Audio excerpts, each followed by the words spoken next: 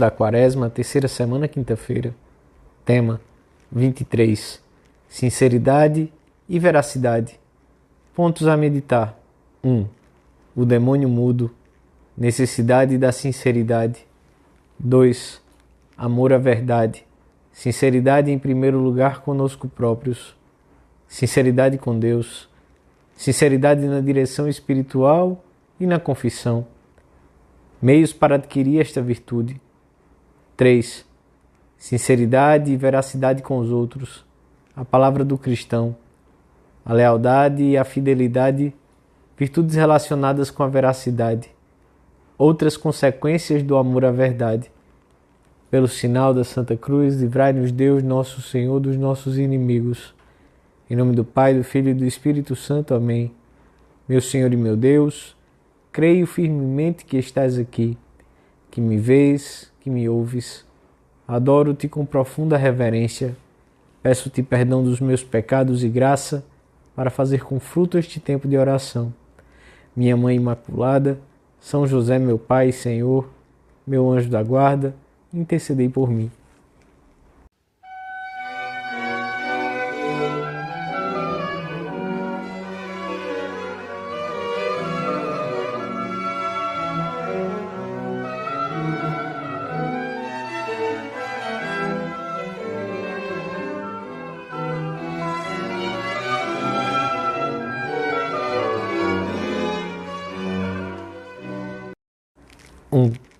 O Evangelho da Missa diz-nos que Jesus estava expulsando um demônio que era mudo, e mal o demônio saiu, o mudo se pôs a falar e a multidão ficou admirada. A doença, um mal físico, normalmente sem relação alguma com o pecado, é um símbolo do estado em que se encontra o homem pecador. Espiritualmente é cego, surdo, paralítico.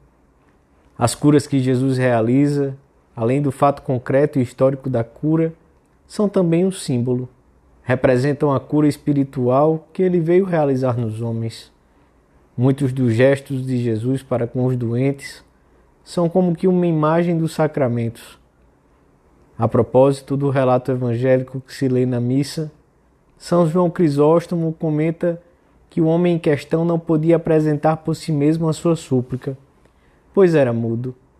E também não podia pedir aos outros que a apresentassem por ele, pois o demônio, juntamente com a língua, tinha-lhe atado a alma. O demônio trazia-o bem aprisionado. Quando na oração pessoal não falamos ao Senhor sobre as nossas misérias e não lhe suplicamos que as cure, ou quando não expomos essas nossas misérias na direção espiritual, quando ficamos calados porque a soberba fechou os nossos lábios, a doença torna-se praticamente incurável. Calar os danos sofridos pela alma é uma atitude que costuma fazer-se acompanhar pela surdez. A alma torna-se surda aos apelos de Deus. Rejeita os argumentos e razões que lhe poderiam dar luz para retornar ao bom caminho. Pelo contrário, ser-lhe-á fácil abrir com sinceridade o coração se procurar viver este conselho. Não te assustes ao notares o lastro do pobre corpo e das humanas paixões. Seria tolo e ingenuamente pueril que descobrisse agora que isso existe. A tua miséria não é obstáculo, mas acicate para que te unas mais a Deus, para que o procures com constância, porque Ele nos purifica. Ao dizermos hoje, no Salmo responsorial da missa, Oxalá escuteis hoje a sua voz, não endureçais o vosso coração, formulemos o propósito de não resistir à graça, sendo sempre muito sinceros.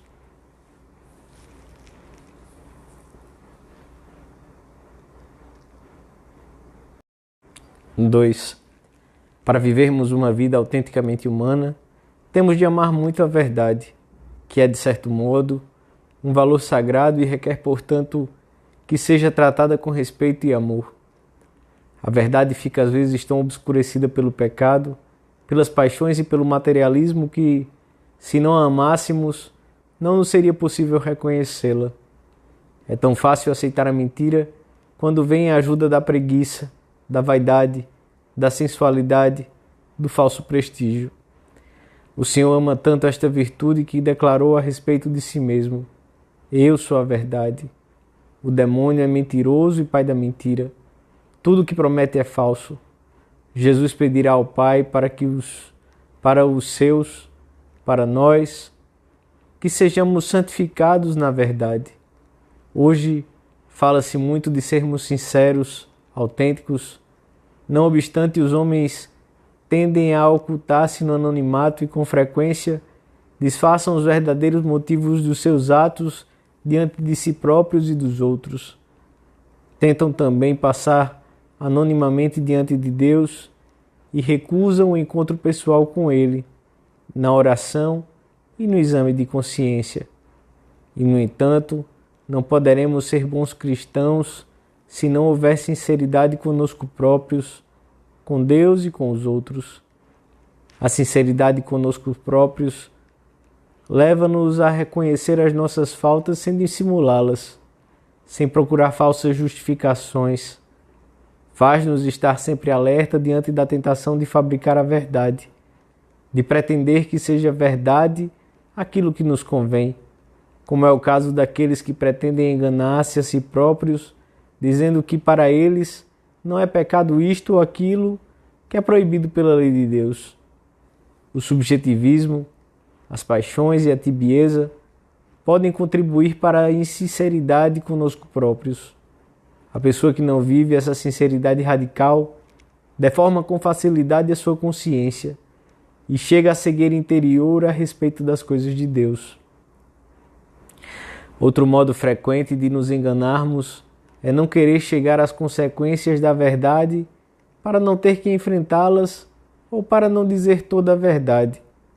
Nunca queres esgotar a verdade, umas vezes por correção, outras, a maioria, para não passares um mau bocado, algumas para evitá-lo aos outros, e sempre por covardia. Assim, como esse medo de aprofundar, jamais serás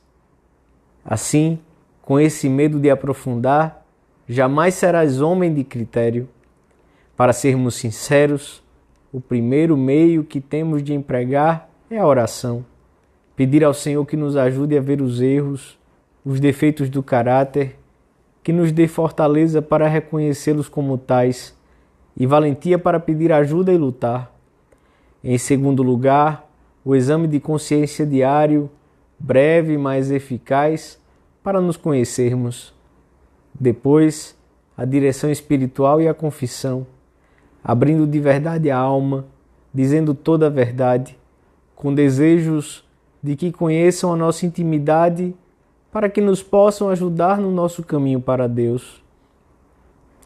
Não permitais que se anine na vossa alma um foco de podridão, por muito pequeno que seja.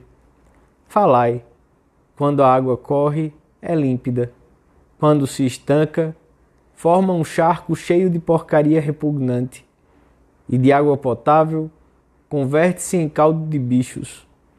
Com frequência, dizer em primeiro lugar aquilo que mais nos custa é um propósito que nos ajudará a ser sinceros. Se afastarmos esse demônio mudo com a ajuda da graça, verificaremos que um dos frutos imediatos da sinceridade é a alegria e a paz da alma. Por isso, pedimos a Deus essa virtude, para nós e para os outros.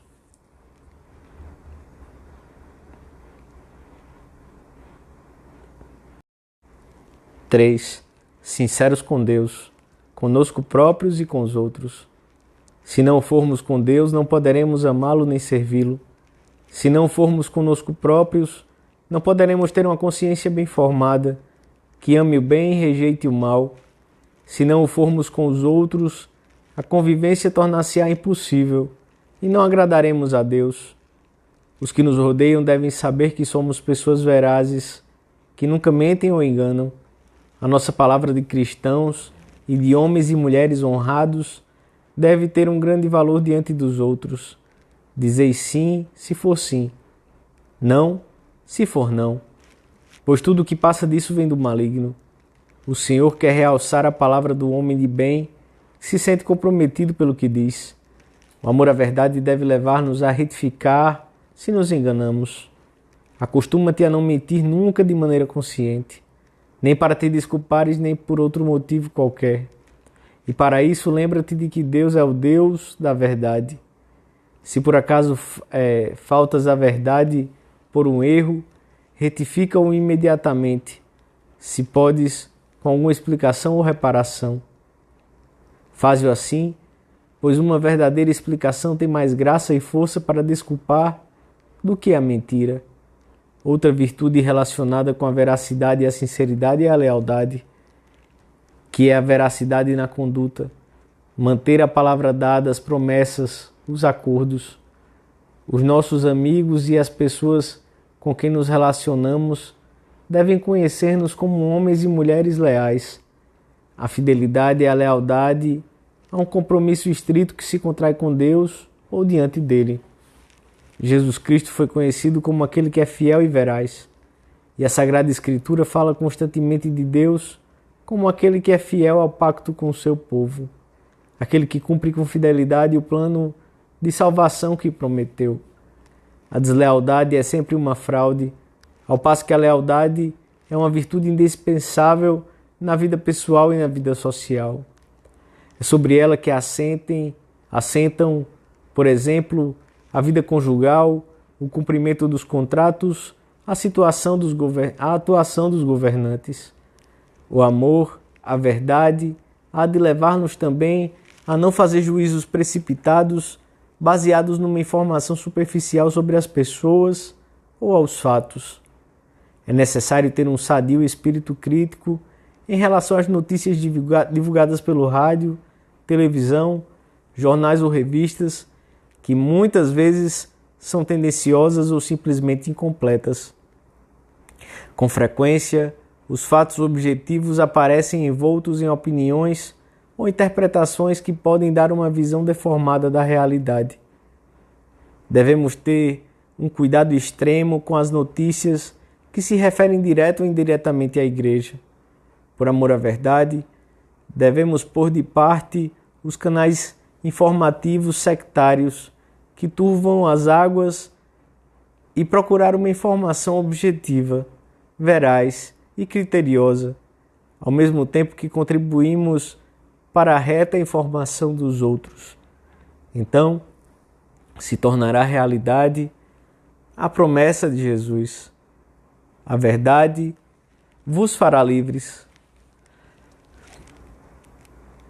Dou-te graças, meu Deus, pelos bons propósitos, afetos e inspirações que me comunicaste nesta meditação. Peço-te ajuda para os pôr em prática. Minha Mãe Imaculada, São José, meu Pai e Senhor, meu anjo da guarda, intercedei por mim.